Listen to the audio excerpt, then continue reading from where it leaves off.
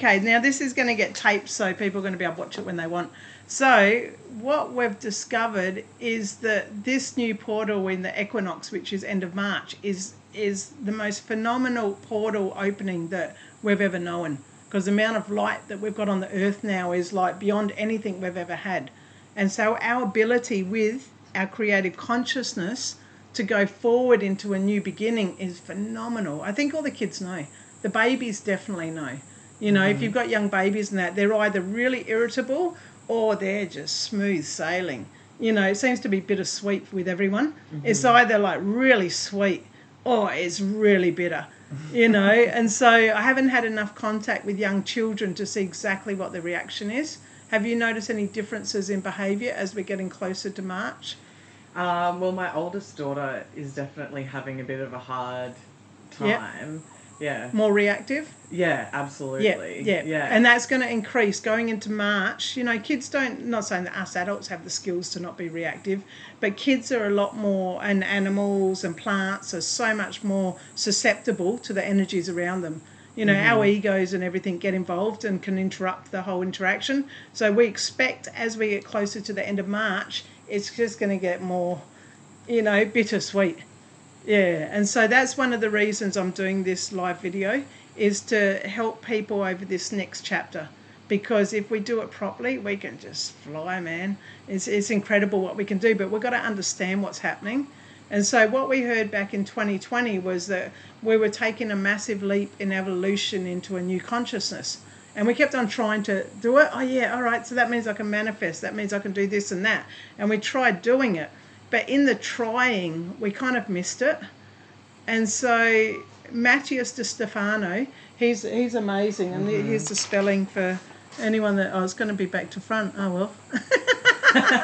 Yeah, Matthias de Stefano is amazing. You've listened to him, yeah. And I'll put his links up on the Facebook page. He's incredible. He's saying that we're fragments of light, you know, and that we only exist as fragments of light on this planet. Okay, and he's saying that he's talking about the 9-dimensional fields, and that he says the first dimension is I am. That's the first dimension. 9th dimension, we are. Okay, and then the 8, and you don't have to agree with any of this. I'm just going to share it, and you guys or your souls will work out what the interpretation is for you. So the 2nd dimension is that there's 2 dimensions. There's no time or space. Okay, there's only 2 dimensions. Where we find ourselves in the 3rd dimension is we're bringing in the elements of time and space. Okay, and so that allows us to have this unique experience, like this planet we're on. If we weren't in the 3D, we wouldn't be able to taste beautiful things. We wouldn't be able to see trees. We wouldn't be able to experience the interactions with each other. It's only in the 3D that we can do this in an elemental way, if that makes sense. And I'm probably not saying all the correct words, and criticise me to hell so that we can get it really fine-tuned. Yeah, and be creative. Well, you can be creative in the other dimensions, which is interesting. So when we go into, and I'm going to come back to the 3rd dimension, he says that you can't leave the 3rd well, he says you're in all the dimensions at one time.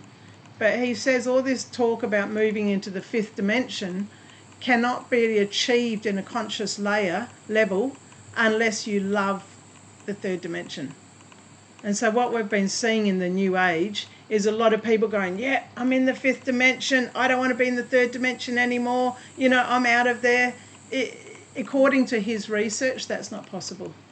You know, in between that, we've got the 4th dimension, and the 4th dimension is our dream time, you know, when we go into the dreaming. They also say that Sadhguru says that when you die, you actually go into the 4th dimension first, and the first part after death is the hardest part, as the Tibetan Bardo says as well, because that's the time when you can get stuck in the 4th dimension, depending on the grieving people around you, to how much they cling on and hold you in the 4th dimension. And then we come to the 5th dimension, but the 5th dimension's created by 9876. They're the creators of the 5th dimension. And in the 5th dimension, we know all, we are all, but there's no polarity, there's no duality. You know, so we can no longer experience like we do in this world. So that's just a quick overview. If you look on the Facebook page, I've put the link to that actual 9-dimensional podcast on there, and you can go further into it. Okay, so what he's saying is that in the third dimension, what we've got to understand is that we're in polarity. Okay, and we'll get onto the astrology in a minute because Shay's going to help me with the astrology. Okay, so in the third dimension, we're in polarity. So we can't have a beautiful tree without having a dead tree. We can't have an angry person without having a happy person. Everything exists in its two poles. So our whole approach in this Piscean time has been to suffer together and then fix. All right, that's been the Piscean time. And so, oh, that tree's dying. Oh, we've got to fix it. Oh, those people cutting all those trees down and mining, we've got to stop them. Okay, but we can't have this beautiful ancient tree forest without that forest over there being raped. It's not possible in a polarity field to have one without the other. In the 5D, you can have it. In the 3D, it is elementally impossible to not have one of each, because that's the physical makeup of this universe, of this world, this earth that we're on. Let's just stick to this earth. Okay, now that understanding in itself changes the whole perspective, because no longer can we go, all right, I've got this big cut on my leg. That means there's another healthy leg over there. They're always going to come in twos. So to go past into the fourth and fifth, it seems that we have to find this new, thank you for confirmation, this new understanding of acceptance and not even tolerance, just full acceptance that we can't fix it. We're not here to heal it. It just is. Okay, and I've been really trying hard and knowing how to say this to you guys where you could get it, and I don't know if you can get what I'm saying. I didn't at first, but You're starting to? Yeah, the way that you've explained it's really good. Okay, cool. Yeah. All right, because it's a whole new way of thinking. And because it's a new way of thinking, we haven't got anything to grasp. And so they said with this podcast today that those that are ready to grasp it will be present. And so in a way, we've got a lot of responsibility, anyone involved who gets it, of going forward into this way of thinking. Okay, now coupled with that, and I know I'm giving you a lot at once, but you can go back and listen to this later so you can fully grasp it in your own way. Coupled with that is if we look at the astrology of what's going on right now, it fully supports this. It's creating this portal where we're going to be able to actually take this new way of thinking through. Okay, did you want to talk about it, or do you want me to start talking about it? Okay, all right. Okay, so in the astrology, Pluto's coming to the end of being in Capricorn. And if you've heard Pete's teachings before on the podcast, he says that when it's in the last degrees of a sign, it's like an oxytorch, just burning through. Now, Pluto's flavour that it casts out is it's the transformer. It's about life and death. It's pretty radical. It rules Scorpio, for God's sake. And Scorpio's like quite intense. Scorpio's the deep, intense feelings, right down deep. And Pluto allows us to go into this transformational field. Because it's an outer planet and it's moving into Aquarius, we're looking at humanity, not just ourselves. Yes, within, there's a lot of transforming going on, but this next step in consciousness, we're more interested in what's happening for everybody. Because we're no longer interested in healing and fixing everything. Because you can't have one without the other. Thank you for confirmation. Good old geckos. And so Pluto's in the last degrees, and I think it's something like, 24th of March? I think it might have been that it changes into Aquarius. We looked this morning. 24th. 28th maybe. Or 28th of March. So end of March, Pluto's going to go into Aquarius. And just like at the last degree of a sign, it's really intense. At the first beginning of a sign, it's really intense. And so here you got Pluto. Imagine him a dude. He's the transformer. He's a magician. He's going to come in and transform everything. But he's going to do it really intensely, okay, and through the feelings, all right? And so he's just walking into Aquarius. He goes into Aquarius, and Aquarius is all about the new age, as we keep on hearing. It's about being able to see the big picture, but be able to do it a bit differently. You know, some people, I've got a friend who's an astrologer and she calls Aquarians queer asses. You know, it's a bit different. You know, Aquarius is amazing in that it's not about being subjective like we are in Pisces. It's about being objective. And once again, if you've heard Pete talk, you know, he'll talk about how one foot's in the water and one foot's on the earth, and they're holding the buckets of water and choosing where to emote. So there's still that connection with earth, but there's also that ability to emote in an objective way, but not be subjected to it like the fish who are swimming in the water. And so with Pluto, the transformer, going into Aquarius, the place of looking at the big picture and doing it differently, the new age, technology, science, objective thinking, we've got the ability to transform in this way, but we had to understand it first. And this is where I felt that came in. That thing that was taught to me last of all by Matthias after spending a month in Tasmania was that without this, we can't have this. So walking into Aquarius and transforming our society from where it is to a new way, it can't be with the same mindset that we're going to fix this and we're going to stop that and why don't you do that? It's got to be in an objective way of acceptance of what is. Now, how are we going to do it differently? What tools do we have? Oh, we've got technology. Instead of being afraid of technology, like many people have said, maybe AI has been there to help us remember. You know, we already can talk without this. So maybe what we've been thinking isn't, and what we were thinking wasn't is. Do you know what I mean? This is Aquarius. This is the Aquarian way of thinking. You know, this is the new age. And so that's kind of like, I suppose Saturn as well should be talked about. Saturn in March is also changing signs, and it's going into the sign of Pisces. Now, Saturn lives in the sign of Capricorn and Aquarius. That's its home. That's where it works well. So Saturn in Capricorn loves it. Let's set the structure up. Let's work out all the rules, work out how all the steps required, and we'll slowly, methodically go forward and get it done. You know, very practical earth sign. And then Saturn in Aquarius goes up a notch into a higher octave. And it goes, okay, well, let's look at the bigger picture like Capricorn has, but we'll do it a bit different. You know, and we'll communicate about it and think about it. And, you know, we'll use technology and we'll be more objective about it. It's not just been about practically doing it. Let's think about it, or the structures.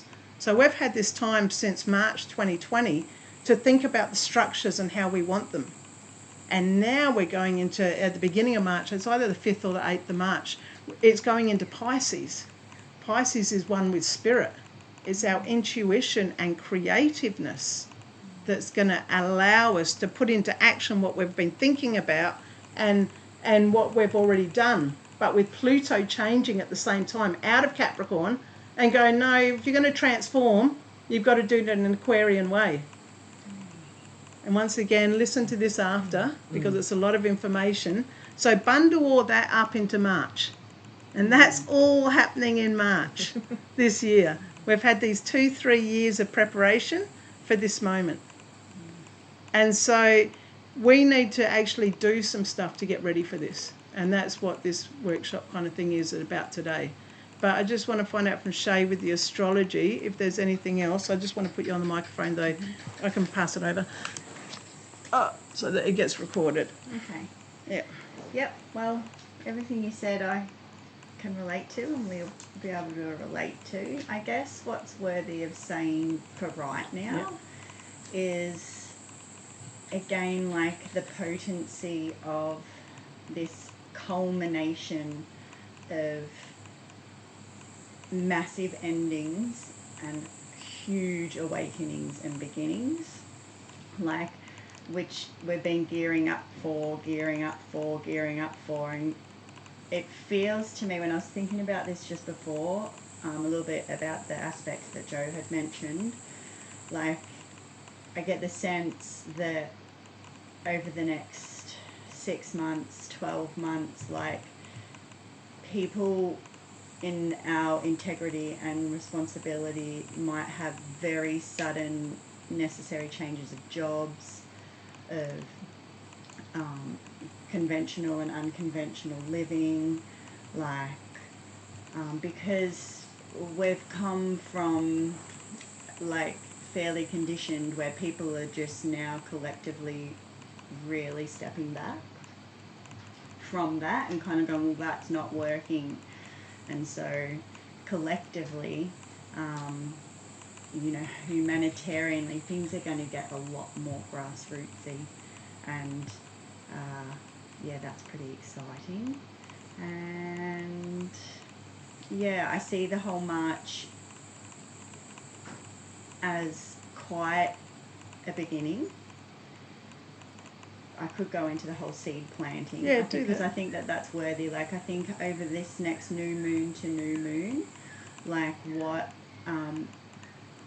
personally and individually, therefore collectively as well, but what I would recommend is really trying to drop into the silence and the stillness and preparing for the transformation of prepping the body and prepping the mind and the spirit to receive the new revelation for you and your next seeding of whatever it is that is to drive you forward. Because where we're heading, it's not always going to be very pleasant either, but I prefer to stay on the positive at the moment. But I'm going to do a whole thing on what's not being said as well, not here. But that, anchoring's going to be really important. And so, but this seeding is like, it's more about prepping the self. And if we can know what the seed is that we want it, so what our future self is asking of us, then would be ideal to place that in that preparation as well. But they will, over the next 12 months, there'll be lots of that happening. You could just hold it there so that if you guys have anything to say. Okay, so that's the astrology. So, we come to these epiphanies. I still can't get over the fact that we can't stop the mining, we can't stop the killing of whales, we can't stop the debauchery of this and that, because you can't have this without that. So I still can't get, that's the massive epiphany that I've got out of all of this. I don't understand it, but maybe together we can understand the perspective that we're supposed to take from that. All I've noticed is that when I'm coming across people in need of healing or fixing, there's something about it, about someone else not going in and doing it for them. I've known this for quite a long time. But by the same token, if there's a doctor who can do surgery and remove something, what's the difference? That's still fixing, but there's something about the perspective of it. And I know the kids will get it. The kids are, after March, if we sat a whole group of kids down and asked them, they'd be able to explain it to us. And maybe that's what we need to do, really. Get all the kids and ask them to explain what we're supposed to be thinking. Because they've been born into this. They'd already know how to go about it, But just to give a bit of background of how I came to this understanding to, get a bit of credibility, is that I've been on this pilgrimage for 7 months now. And what I've learnt, and this is the progression of the learning, which might help you with the understanding as well, is the first epiphany was that we're elemental. And in our own healing of ourselves, we often focus a lot on the carbon part of us, the physical part, what we're eating, what we're drinking, and, all of that carbon side and our physical actions and keeping our body healthy, make sure it sleeps, make sure we digest and that we poop and wee at the right times. But I started looking more at the air and the fire and the water and the ether. And I thought we do put a lot of emphasis on the carbon part of our elemental self. I mean, water, we do put a bit of emphasis on the water, but that could be stepped up a lot more. There's 5 elements that we're at right now. I think with this new perspective, we're going to find a lot more elements that make us up. But there's 5 elements. Let's say, carbon we've covered. We know so much about looking after the carbon of our body. Water, not enough emphasis is put on clean water. As soon as we drink bottled water, it's still and dead. And yet, like I'm about to go back to Nepal, and that's what I'd be stuck drinking if I was a tourist. Luckily, where I go, we've got filters so that we can drink the running water from the streams and just filter it through so that we can have live water. But without having live water in your body, you know, you might as well not eat any of that good carbon food because we're mostly water. You know, sometimes with different elemental structures, and when you look in your Ayurvedic doshas, you know, you might find that you've got a lot of water in your chart, so you need to reduce the amount of time you're around water. Or vice versa, you've got a lot of vata, which majority of our Western civilization are due to our lifestyles, and so you need more water in your life. You know, that might mean regular showering or going to rivers. You know, live water is best. And so, oh my God, she's been in the bin. How can we tell? She's dressed up for Okay, us. Coco, come and show the video. Okay. Oh no, she's not coming. She's got this plastic thing over her head, but it wasn't her. She didn't get in the bin. It wasn't Coco. Okay, so air, clean air. I mean, a majority of people in our world live in cities. And I mean, in the third world countries and a lot of the highly populated countries, the pollution's through the roof. You know, and so emphasis on clean air is so essential right now. Then we come to fire. You know, if we're looking within our body and then we're looking at Ayurvedically, we'd be looking at all the mechanisms that actually digest food. You know, the fire. And the third chakra is particularly important. You don't have to stand. You've been fed. I know you've forgotten, but you've been fed. The third chakra, you might have found, I was talking to a friend yesterday, that your third chakra has been particularly activated over the last 3 months, I reckon. At times you might have had a lot of swelling around this area, and it's not been from eating or anything, but it's been quite overwhelming how activated it's been. And so our fire element, with all the light coming through, and we had this massive solar flare the other day, maybe it was 5 days ago now, and it was one of the most powerful solar flares we've ever had on the earth. There was this massive amount of light that was cast down on the earth. And so for those aware, which most of you guys are because you're here, your Manipuri, your third chakra, is getting really activated right now. So if there's any kind of ailments there, they're getting brought out. Tumours, digestive problems, pains, it's all the endocrine system. That's what we're looking at. Also the nervous system. That can be activated through fire. Okay, and so there's systems in our bodies that are getting highly activated as we get attuned for the new earth right now. So like Shay was saying, having enough quietness to go within and feel and know your body is really important right now. So if you feel your digestion's really upset, you've got to really look right now at what you're eating, because you're not going to get away with it right now. This is only leading up to this new earth. There'll be another great divide after the end of March. So this is just leading up. This is preparation for the new earth. Yeah, hey, come in. The last one is ether. And for those into spirituality, you know, we've been working on it with ether for a long time. But this new ether is on such a different layer. So I just want to sidestep for a while to explain the ether. When Annika and I were in the forests, in these ancient forests in Western Tasmania, the trees were shouting at us. It was incredible. We did this like 15, 20-minute walk. It took us an hour and a half because the trees were like these attractors, like magnets. And we were drawn over to them. And at first, we just put our hands on them and lean on them, you know, real arrogantly as human beings that we are, you know. But the energy that came back was insane. Like at times, it felt like when you touch an electric fence and your body goes tick, tick, tick, tick, tick. You know, and so I just felt all this relaxation go through my body and readjust. It was quite incredible. And then it got to the stage where they became quite loud with their talking, where you'd be walking along and a tree would just call you over. And you'd go and then you'd ask, you know, where you can place your hand. And it got to the stage where they said, why are you placing your hand? Just sit down, you know, just be here and we can talk. And what they told me was that they are merely carbon copies of the energy present in that place. They're of the earth, of the same elements that we are. We are of this earth. We're all earth. And we are only carbon copies of the energy of this earth.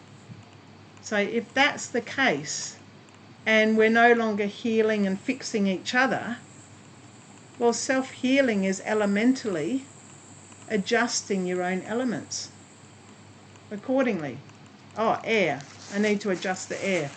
Okay, Coke, you'll take it from you. Good on you, Coke. Air, fire, water, earth, ether. This is where we can bring self-healing into our own bodies. And it's so straightforward. As soon as we go to access help from others, and this is very general, don't take this, as Bible or gospel or anything, because if you've got big stuff happening and you need extra help, you've got to go and get extra help. But I'm talking more on the self-healing and preparing for the new earth for those at the frequency that are ready to move into the new earth. Okay? And so for those, I lost my train of thought down it. Okay, and so what was I saying? Yeah, so we tune into the elements. And so it's just knowing your body enough to tune into the elements. And so what we might do an exercise now to help you with that so that you can do this over the next month to get ready. So does anyone here know what element they feel is out in their body, or anyone online? Fire. Your fire's out? Fire? Yeah. You could probably, fire. Fire. Yeah. Water? Water, maybe? Yeah. So I'll lead with fire because majority are fire, but you're going to think water. Yeah. Okay? All right. Okay, so we'll just close our eyes. And what I want you to do, if you want to lie down, you can lie down. You just need to be comfortable enough to be observant of your own body. And so just take a moment to adjust your body. If you're sitting, making sure you're sitting upright, so there's no stress on your lower back, but your back's straight. If you're lying down, your hands are facing upwards, your palms are facing upwards. So just get comfortable in whatever position is right for you. And for those looking at fire in their bodies, you're going to allow yourself to be drawn to where the fire is in your body. So this is a skill in itself, because you're not going to try and find the fire. You're going to allow yourself to be drawn to where the fire element is in your body.